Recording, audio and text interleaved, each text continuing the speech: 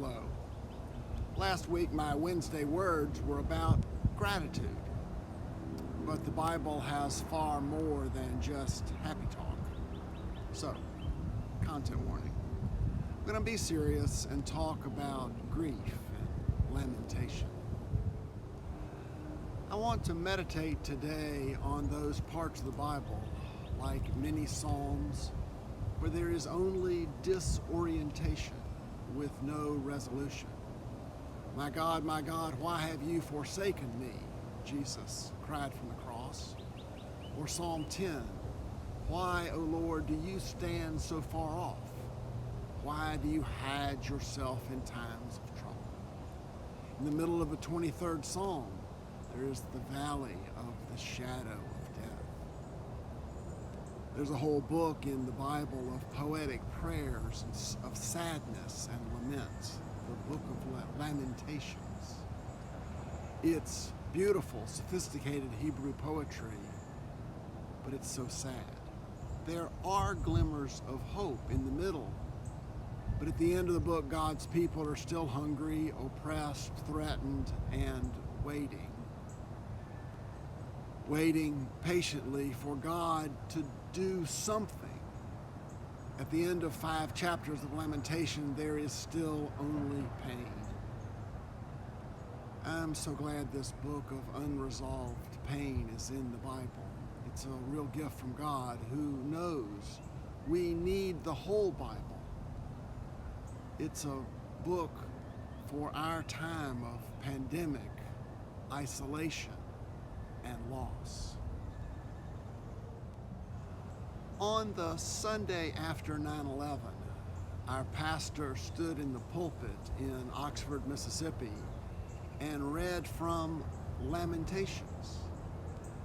How lonely is the city that once was full of people.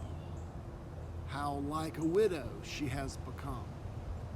A little later she weeps bitterly in the night, and there is no one to comfort her.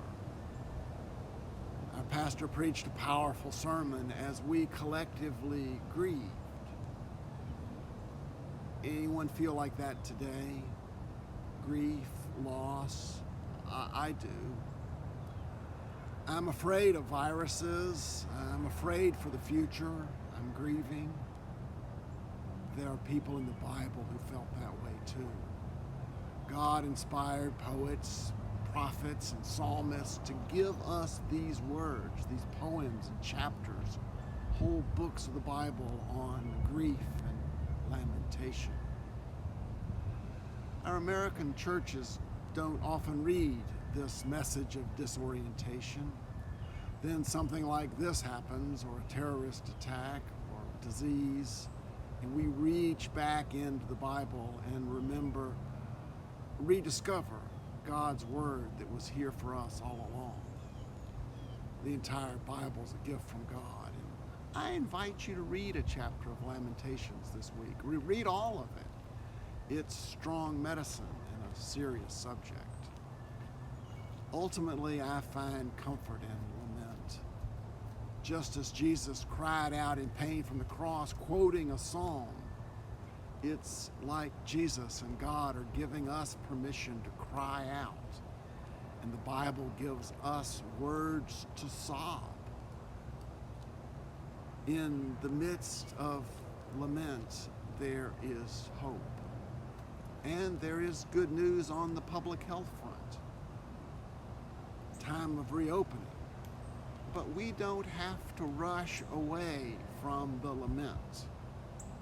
We can sit here this week with the Bible. So those are my thoughts this Wednesday. But here are the footnotes, for a few of these ideas are original. I'm drawing on Walter Brueggemann's several books, and he reaches back to Old Testament scholars. Kathleen O'Connor revised Werner Lemke's Introduction to Lamentations in my beloved Harper Study Bible. Many others have shaped my understanding of our human need to cry out and the Bible's poetry of lament. It's okay to cry out. They did it in the Bible.